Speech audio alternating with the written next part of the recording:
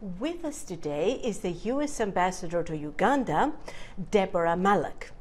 Welcome to Africa 54, Ambassador. Thank you so much. I'm delighted to be here today. So what brings you to Washington? Well, I'm here for a variety of reasons, but really it's a way station to the most important reason I've come back to the United States.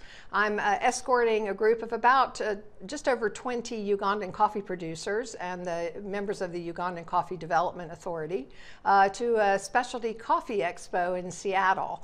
So we're very excited about the opportunity to go out and see what's happening, what's the newest in coffee technology, and introduce our Ugandan coffee producers to the broad world of coffee production. And what do you hope to accomplish with that? Well, our goal really is to look for any opportunity that we have to build the commercial relationships between the United States and Uganda. And this is just one manifestation of some of the efforts that we at the embassy are undertaking in conjunction with our Ugandan partners to see where and how we can create export opportunities for Ugandan coffee in this instance. And a lot of that coffee goes to export, but only a very small percentage, about 3%, ends up in the United States. So we'd like to change that. I'd like to be able to walk into my local coffee shop here in the United States and see alongside the Kenyan coffee and the Ethiopian coffee, branded Ugandan coffee, so that I know I have a choice and other consumers have the opportunity to really taste some good coffee. This expo, is it a very important expo in its field? Yes, it's an annual event organized by Starbucks, but it brings coffee producers, those who produce equipment for roasters, buyers for coffee from across the world. So what is a crucial step you feel that needs to be taken to move this forward? We have done a lot of work through U.S. government assistance, through USAID, helping to improve production, working with coffee farmers, giving them new skills, providing them with new technologies so they can produce more. And so they've been successful in growing their crop. The challenge remains how we get that from the field into the marketplace. So we need to continue to work in Uganda with coffee producers, with the buyers, with the sellers of coffee, but we also need then to work here to help U.S.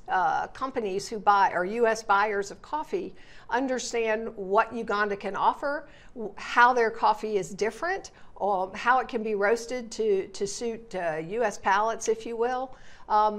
So we have work on both sides, but I think one of the real important pieces is helping the Ugandan producers understand what is needed in order to really supply the U.S. market in terms of quality, in terms of quantity, in terms of being able to deliver when a product is needed. Uganda, you said, exports all of its coffee abroad. Which are the major countries that it exports to? My understanding is it goes largely into Europe and then a few other places. And we do get some into the United States. The challenge is the type of coffee that they grow.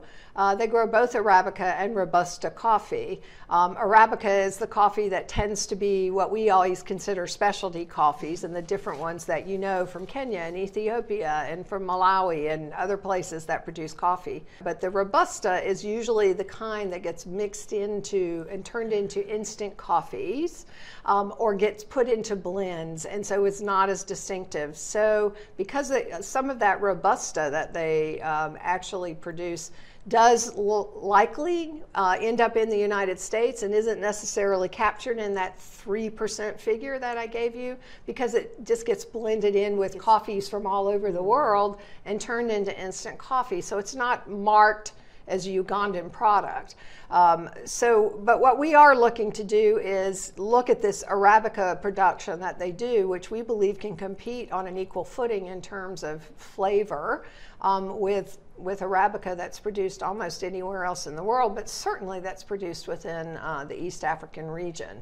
So trying to brand it and make it known to U.S. consumers and coffee connoisseurs.